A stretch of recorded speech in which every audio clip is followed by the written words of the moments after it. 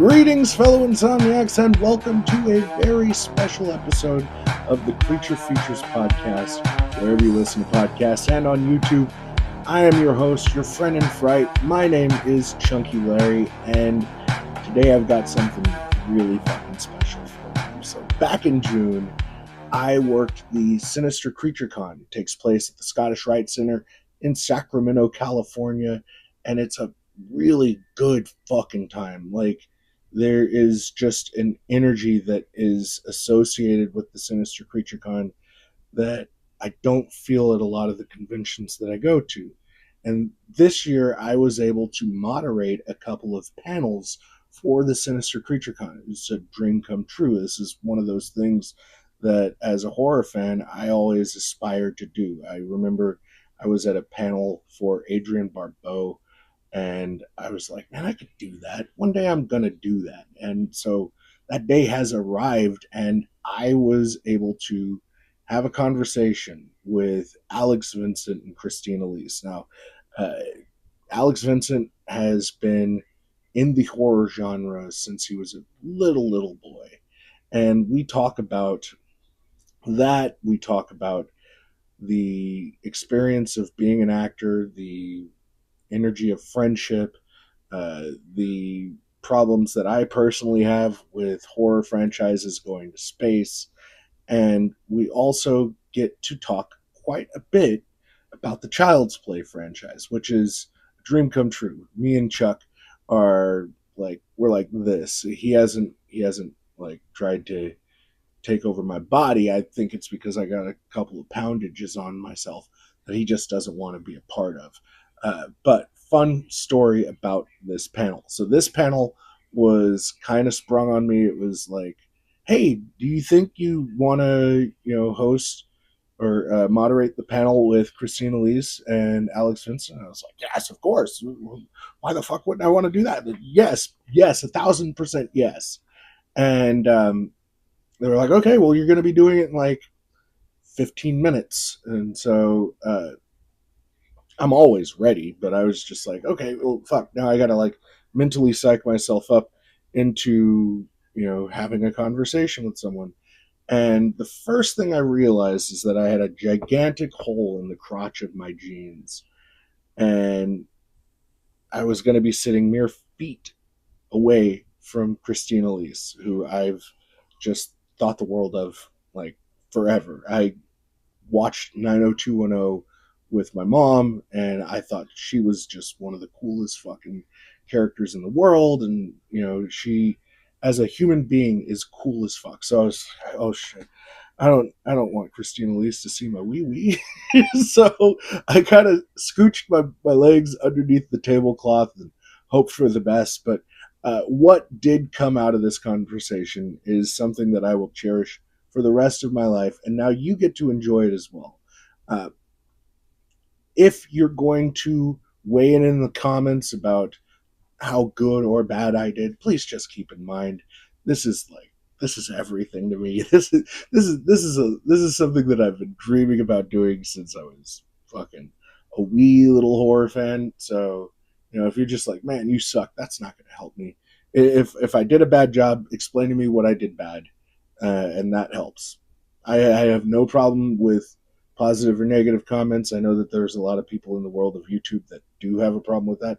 I don't. I learned from everything, but just kit gloves. I am sensitive. But sit back, relax, and enjoy my conversation with Alex Vincent and Christine Elise from the Sinister Creature Con this year. And I'll be back at the end to do my little wrap ups. But enjoy. I don't know what I'm supposed to do with myself now while you guys watch this. Guess I'll have a cigarette. Cigarette.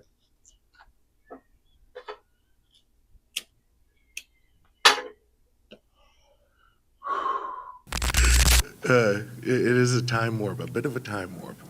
Yeah, no, it's okay. Like, I didn't even know about Okay, well, surprise, cat's out of the bag. Uh, we've got Alex Vincent here, everybody.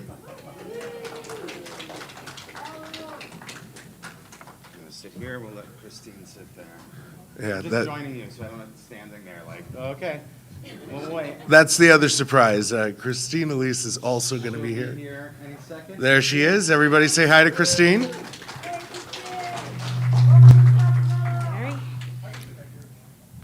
How you doing? Kids. Woo!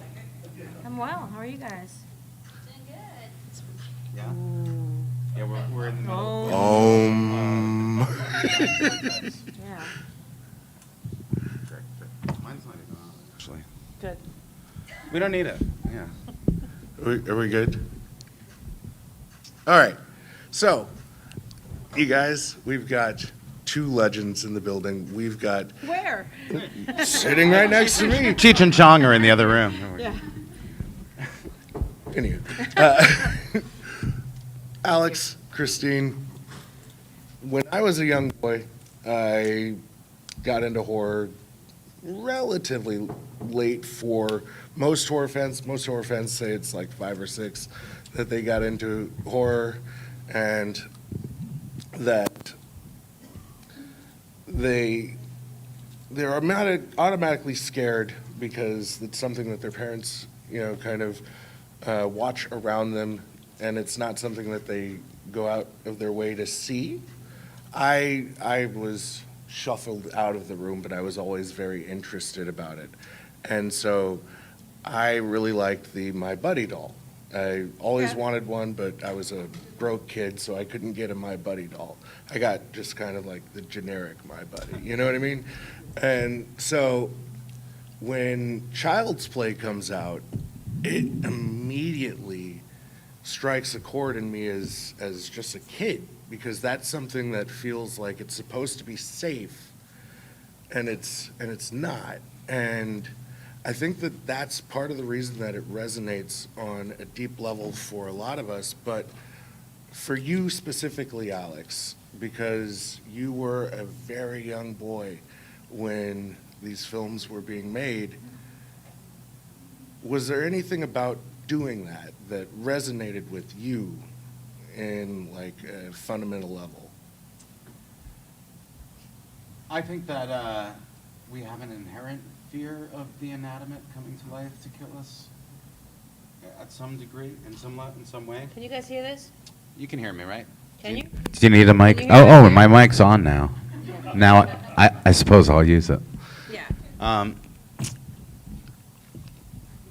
No, I wasn't a very fearful kid of things like that, and being so young to be introduced to the concept of scaring other people kind of removed the ability to be afraid of things like that to me. Like fiction was a big part of my childhood, so,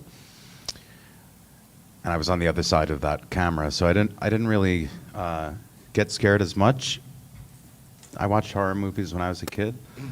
I saw a movie called Dolls that was predated Child's Play. That was a bunch of these little tiny dolls like this size running around, but there were a lot of them. And that was kind of my the only preparation I had for that concept. It was a new kind of concept to me, that it was our job to make the audience afraid.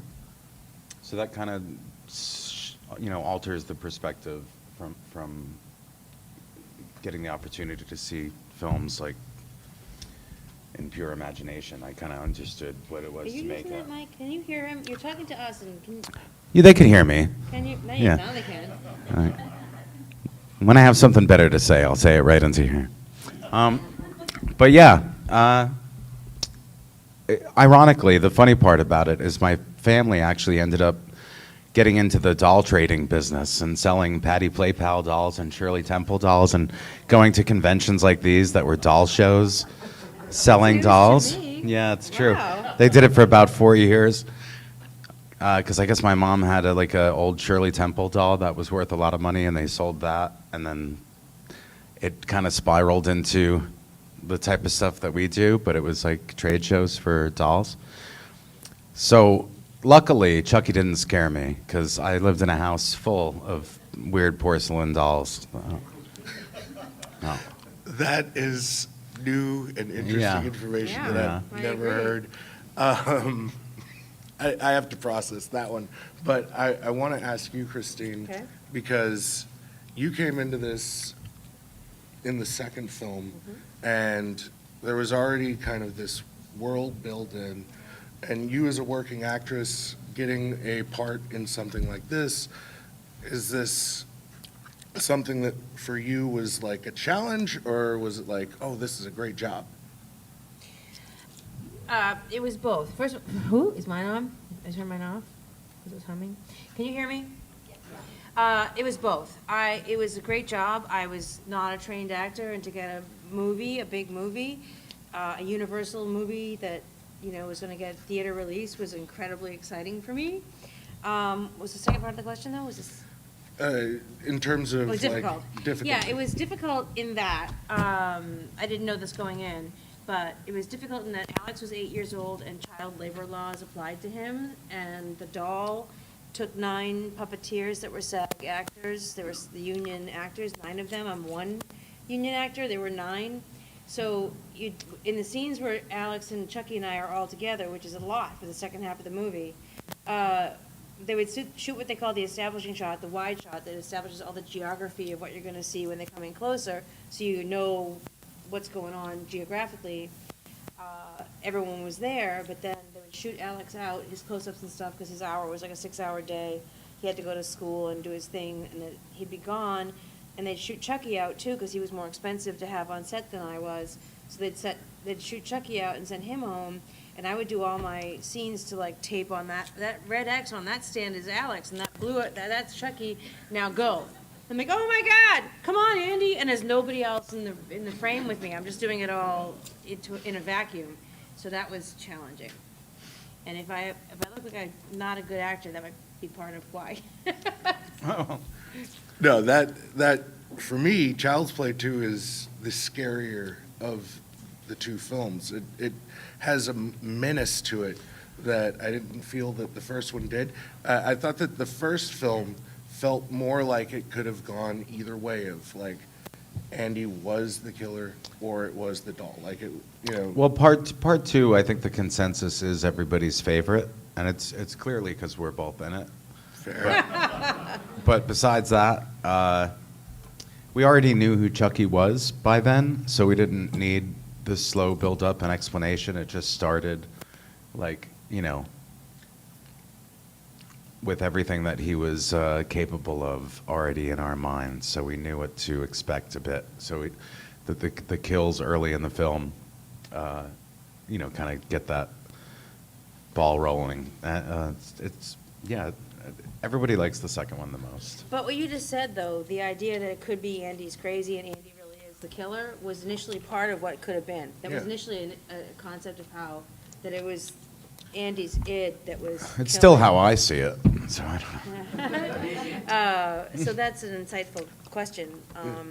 But I think, the second one, the first movie, you don't know what's going on, and you get very little of Chucky. And the second one, he's just Chucky out of the gate, doing what Chucky does. And he gets to show more of his personality, and you guys get to play off of more of personality. So with the first film, he's in the second film, he's full on acting, right from and the you're start, acting yeah. against that. Mhm. And again, you're a young actor and experienced, with working with puppetry, I have to imagine. And you as well. Yeah. That's not some skill set that we just have. Very where- few people had done that Yeah. stuff, even, at that point. The practical effects of Kevin Yeager, who was the original puppeteer, were groundbreaking on a lot of levels. So Yeah, but- they were learning as they go, too, back then, But he's such a convincing puppet on set. So like in the car scene in Child's Play 2, where he's fucking shit talking me the whole time, he's really sitting there like an actual actor. He's moving. He's as convincing to me on set as he is to you when you see him on screen. So it's not like it's different working with him than it would be working with him. It's there's an entity there, and it's talking and it's moving like it, and so it's all acting feels really fake, and that feels no more fake than the rest of it. Yeah, important piece of that is that Brad's dialogue is recorded first, so we hear it coming out of I mean, it might not be coming right from the same space, but we can imagine that because it's filling the room. Yeah. The playback of his voice was usually loud and fairly menacing, and these are lines that we've read and knew were coming, but haven't heard Brad's performance of it. So Yeah. there's a little bit of organic chemistry between us and him because we are kind of seeing what this doll looks like for the first time until we're doing it 17 times in a row, but. Was there a line that Brad said when you were listening to it, just his delivery of it, that broke you? Yeah. You have the best one. Yeah. It actually wasn't Brad's delivery, but it kind of was because Chucky's personality was fully encapsulated in this moment. The puppeteers, especially in the later things, we're talking now about the TV series, the most recent thing that I did, season 3. I was there only one day, but I was strapped to a bed. I don't know how many of you saw that scene, but Spoiler alert. it was a pretty memorable Andy Barclay scene. And they can program his voice now, so it's not exactly even a playback that they're trying to match, like the movements along with audio, which is what it used to be. Now it can kind of program those movements inside the mouth. doll, so he can deliver the lines the way that he's supposed to. So having his voice on set is a huge help. But also, the puppeteers are so good at operating this thing now that they know how to improvise his facial, expressions and stuff, and so they could really make him, live and breathe and talk in a real moment, So he was sitting on my chest with a knife about to stab me. The puppeteers were very excited to stab me a whole bunch of times.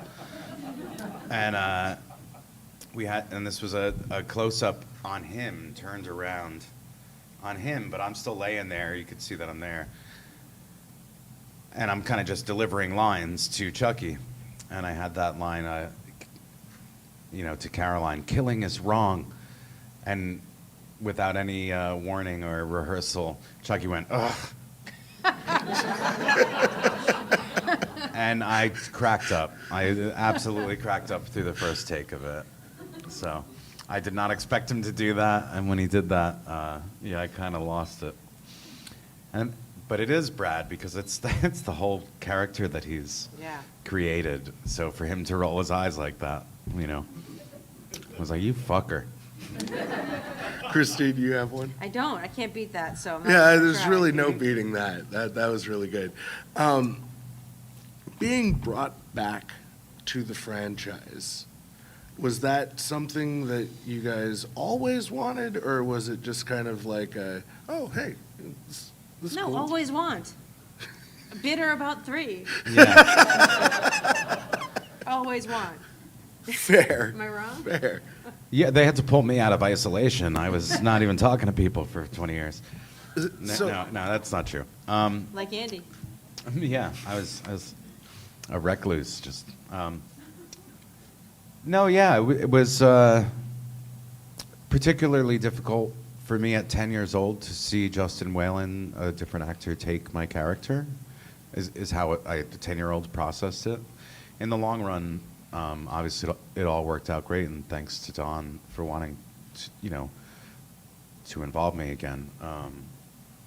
But yeah, those times from being 10 years old and being disappointed that it went on without you until Curse of Chucky, it was a phone call that, of course, it would have been funny if I was like, "No, I'm not doing it." I'm over But- this. Justin Whalen would have said yes. Yeah. Yeah. He would have been there in 2 seconds. He'd be sitting here right now. Christine would be like, "We didn't really know each other, but we..."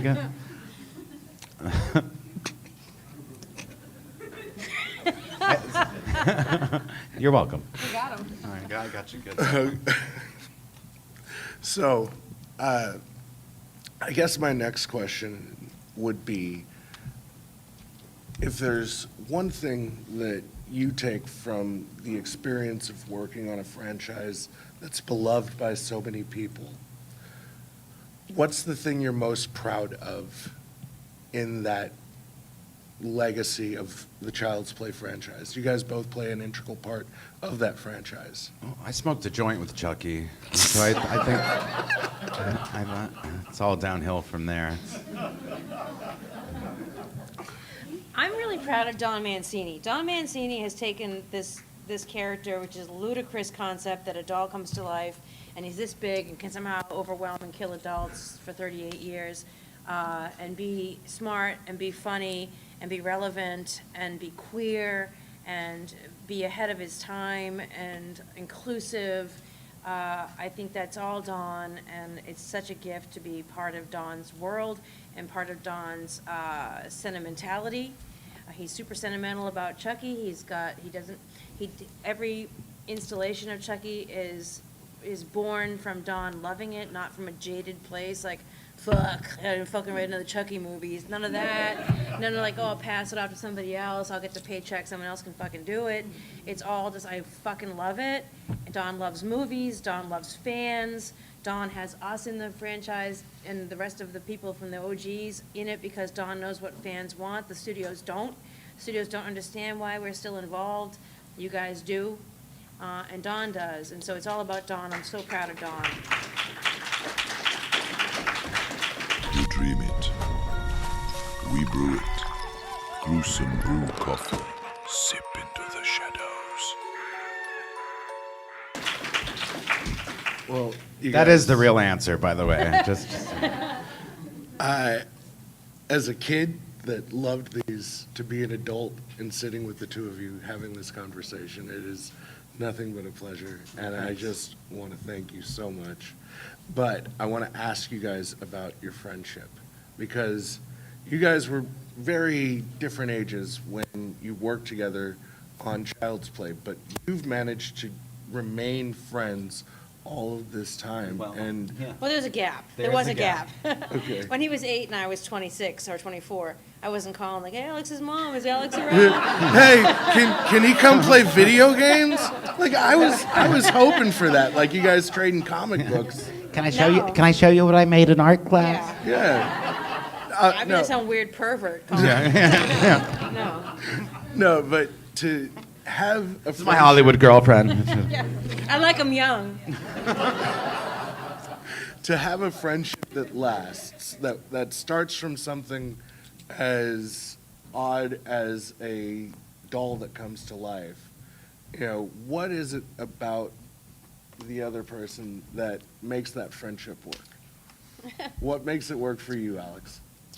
I mean, we Christina and I have a lot of things kind of in common with our humor, and really Yes. that's what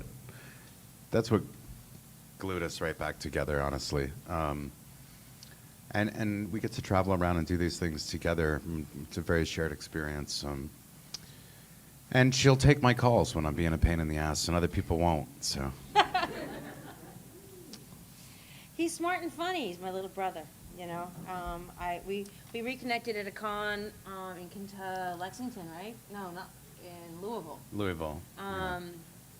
And he was an adult, and it was. And last time I saw him, he was 8, and somehow it didn't feel like any time had passed. And it wasn't like he's still 8 at all, but it just felt really organic and familiar and familial. You know, it feels like family, and I'm sure everybody here has somebody in their family they haven't seen for 10 years or so, and you see them, and it doesn't feel like any time has passed.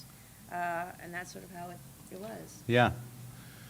Yeah. I mean, it really just kind of happened like that. Same thing with, Dawn. A few years before Curse, we reconnected, and it did feel like we just kind of picked up right where we left off.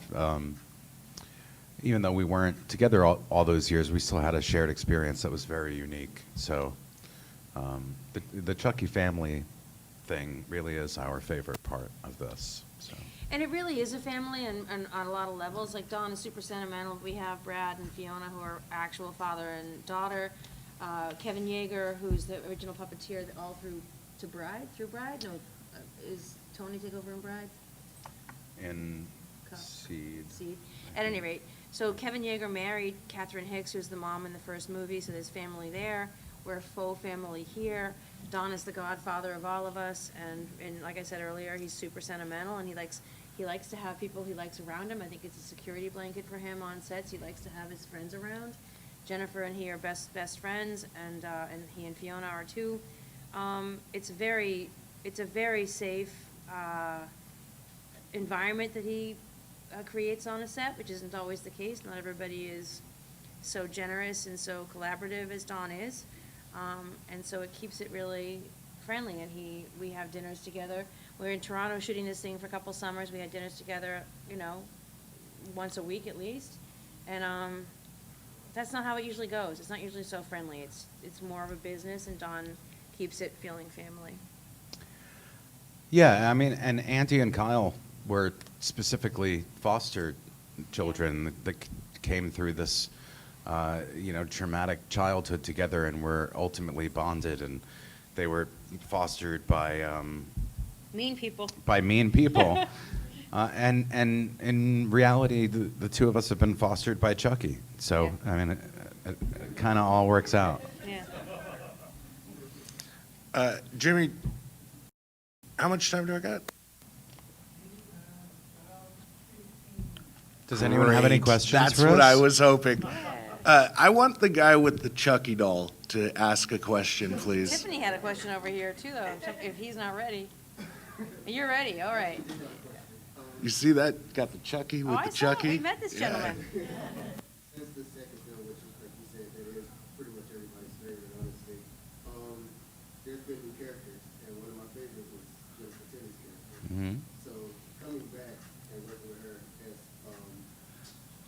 part of the cast, how was that for you? We didn't get to work with her. Yeah, I've been adjacent to her for the most part. I flipped her off in the TV series and drove past her, and that was real. Like that actually happened together in one take, in a couple takes, like in the wide shot of that. We had a phone call in Cult of Chucky that I will take a smidge of credit for kind of collaborating with Don about that idea, just because it seemed like their characters were headed towards each other but didn't really have a moment. So it kind of just brought that idea up to him, and he thought about it and came back with that great phone call written. So I had that, and I did mine at one point when she wasn't there, but when she was sitting in the car doing her side of that conversation, I was laying down in the back seat of that car, feeding her lines. So that's the closest I had to being in a scene with Jennifer. I couldn't see her, but I was right there. I didn't get even that close, but before either of us, Jennifer or I, were ever involved with Chucky, I did a play in downtown Los Angeles called The Geography of Luck, and it was a theater, the LA Theater Center, that had multiple stages, and she was doing a play called Boy's Life with John Cryer, and I was doing another Geography of Luck, whatever. We shared a dressing room, and her character in her play was in lingerie, a bustier and stockings and stilettos, and she looked like Jennifer Tilly looks in that outfit in 1988 or 89. And I was so enamored of her. I'm like, when I grow up, I want to be Jennifer Tilly. Like, I want to look like that. And so her play ended a week or so before my play ended, and I stole the bustier from her costume, thinking that if I could just put this fucking bustier on, I did not have what it took to fill that shit out. As this like a sad little girl in her mom's shoes, it was like really pathetic. And I kept the bustier in the drawer until it turned to powder, as things with elastic and do. But yeah, I told Jennifer this later on. But yeah, I have aspired to be Jennifer and failed terribly. Tiffany. I want to know, so you guys obviously both grew up in Elise. You were age 26, I was 24 in Child's Play. 24. And you guys obviously grew up with Chucky. Did you guys ever think it would become the cult classic that it is now? Certainly not when we were in the moment back then. When we did the sequel, and I had come back, I went from like third billing to one billing. Like I knew that it would be around in my life, but no one could have ever predicted this. we've done 7 films and 3 seasons. 7 films and 24 episodes of a show. That's like 12 other movies. So we're up to like 19 Chucky movies. We couldn't have predicted that. But I should have known better. He did say we'd be friends till the end. So. It's impossible in the 80s to predict because horror wasn't respected. It's only now just becoming respected. We sort of dominated the Oscars this year. Horror genre did very well last couple of years, but there's no way in the 80s. I mean, Child's Play 2 didn't even impact the quality of auditions that I got. It was so not, like, don't even mention that movie that you did because nobody cares kind of thing. So there was no possible way to anticipate even Dawn having the interest that he's had in it for this long, because no other franchise has the creator with his hands on it the entire time. Yeah. None. So, and I think that's part of the longevity of Chucky is that it's just Dawn. If you think about it, that's partially the definition of a cult classic. Is the initial response is nobody should like this. Yeah. What is? Why does anyone like this? Go ahead, bud. Do you have any update on what's going on with the next movie, or have you seen the show or what? There's not. We don't think there'll be a season of the show. Supposedly, last we heard from Don, is that there's going to be another film. He'd like it to be back in theaters. He'd like it to be scary again. And that's about all we know. We're not there. Like, sometimes you get asked questions about, what's next, and you answer, and that gets ran with like it's right around the corner, and it's not necessarily true. But something's happening. I don't think it's even written yet. Yeah. So we got some Yeah, time. I think there's outlines and ideas and stuff, but it's still working its way out. Yeah. So. I got one more question for you Ah. guys, and it's about comedy and horror and the balancing of those things, because Chucky is inherently funny, but he's also scary. And how do you think that balance is maintained? Just through Brad's charisma with the character and the way that we connected to Chucky. I mean, he didn't whether it was a blatant attempt like, well, we're going to make him funny or not. The way I see it was in the first film when he was in the elevator going up and the couple says ugly doll, and it goes up and he goes, fuck you. The way that everybody laughed just like that, it kind of dictated the fact that this character makes people laugh. There's something, Brad says famously at conventions all the time that Chucky's whole goal is to turn people into a piece of meat. But he does it in a way that, he sees the, the cynical, dark humor behind it all, and I think that's relatable to people. He ad-libbed that line, by the way, and at the last con we were at together, we were all asked what our favorite Chucky line was, and that was Brad's favorite line, was "fuck you," and it really does. It really did. It did shape the character. It absolutely did. Yeah. I know there's a big sort of controversy. Like there's camps that don't like the comedy and camps that do, and I always say if you don't like the comedy, you don't get Jennifer Tilly, and I don't think anybody wants that part of Chucky erased. So you got to take. I like the comedy of it. I mean, Freddy Krueger's funny too. I think that comedy works in horror. It does, especially when it's a 2.5-foot doll villainizing people. There's certain absurdist humor to it inherently. So. And I think it makes the horror sort of, even more horrible that somebody can be funny about it. To be so dismissive of horror, of murder, and it's even more evil, So it's not. It isn't like. I don't think it detracts from the horror. I think it almost amplifies it that he finds his job so pleasant, is scarier. He's conflicted, and he goes back and forth on that too. Like he was sick of being a doll, and he's like, "Fuck it, I'm Chucky the Killer I'm Doll. Chucky the Killer Doll." And I like it. Yeah.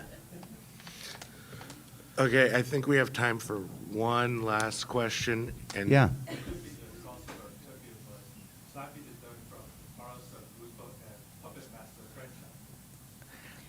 I don't know that we'd cross over to those. My crossover wish would always be a Robert Englund's Yeah, Freddy. that's Dawn's too. Oh yeah. And the two of them just would be a riot together. Two smart, funny, Yeah. quippy killers. Yeah. People always want to do it with Leprechaun because of the diminutive and I'm always confused when everyone wants things in space. What is this thing in space? Yeah. It's so fucking dumb. Thank you. Thank you. Man, to hear somebody who works within the horror to say I've been screaming that for years. What is up with that? I don't get it at all. I don't get it at all. Well, It makes no I sense think the to me. rocket ship goes right over a shark. Yeah, exactly. Yeah, That's exactly what it does. If you want to kill a franchise, you Yes. thing in space. That's Or you jump a shark like the phone. you jump a shark. But literally, when you guys walk out of here, I want you to do the math of this and think of every single horror franchise you've ever seen after they went to space, and tell me one, with the exception of Friday the 13th, Well, let's see which what was Friday the absolutely 13th does rebooted. coming up here. It was rebooted twice. It's being rebooted again because they sent it to space. Yeah. It is the absolute Space death is of the like, check, franchise. please. Yes. I'm fucking done with this. Let's go to space Yeah. and go home. Like, we no longer take you seriously as an audience because we put this fucking thing in space and we are making it look like we're going to make alien jokes. Like, The next Chucky takes place in a roller rink. It's In the 80s. Goes back. yeah, Chucky gets a time machine and he goes after Abraham Lincoln. Yeah. That'd be better than space. I would prefer it, honestly. Maybe he joins the Marvel Cinematic Universe. Who knows? All right. All right, but yeah, we've got- we support that that. idea. Yeah, let's do that. Yeah. Let's do that right away. The paycheck. Let's get into the Marvel Cinematic. Can we get Chucky Yeah. and the guys from the franchise? Just like you guys want to help Iron Man. Iron Man, right? Yeah. Anywho, Chucky versus Marvel. We're fully on board with that. Yep. I want to thank you guys. Watch, they for still won't make an giving Andy your time. pop. You guys, please, by all means, go visit them at their table. They're Thank you, wonderful guys. human Thank you, guys. beings. They don't bite No, we don't bite. Chucky Most of the bites. time. most of the time. All right, Thank you guys have a sir. great day. Thank you. That was Pleasure. awesome. Thank you. You gotta do a picture. Wasn't that something? Yeah, your boy out here talking to fucking horror legends, fucking, keeping it 100 with them and like getting to go on like full ass rants. And shit. I had such a blast sitting on the stage with the two of them and having a conversation about horror and talking about the Child's Play franchise. It is a franchise that is near and dear to my heart, as it is with a lot of people. This was a big fucking experience for me, and I cannot thank enough the incredible panel team at the Sinister Creature Con. Jimmy and Ashley specifically have been nothing but courteous to me, and allowed me to dip my toe into panel moderation. It's something, again, that I've wanted to do for a very long time, and I had manifested this to be able to share a stage with people that I just find to be incredibly talented and wonderful is exactly why any of us do any of this. So I hope you enjoyed the conversation. I want to point you in the direction of the Horrific Network. They are an incredible podcast. They talk about wrestling, they talk about horror movies, and they're the people that moderate these panels regularly. They are the panel team for Sinister Creature Con. Wonderful fucking page. I'm going to be tagging them in this video. By all means, follow the tag, give them a follow, and tell them Chunky sent you. But if you've sat through this entire conversation and you enjoyed it, and you want to find out more about the Creature Feature podcast, you can do that in a couple of different ways. You can start by liking us on Facebook, facebook.com/CreaturePod, by following us on Threads, Blue Sky, Instagram, Twitter, TikTok, and YouTube at CreaturePod. If you're on YouTube, you found me. Follow me if you aren't. But it's going to be another week, and next week we're going to come back with another really cool fucking conversation that I just can't wait for you guys to hear and watch and like see me be a fucking giddy little child talking to somebody that I admire. But until then, I'm Chunky Larry. For Alex Vincent, Christine Elise, listen. Someone you trust.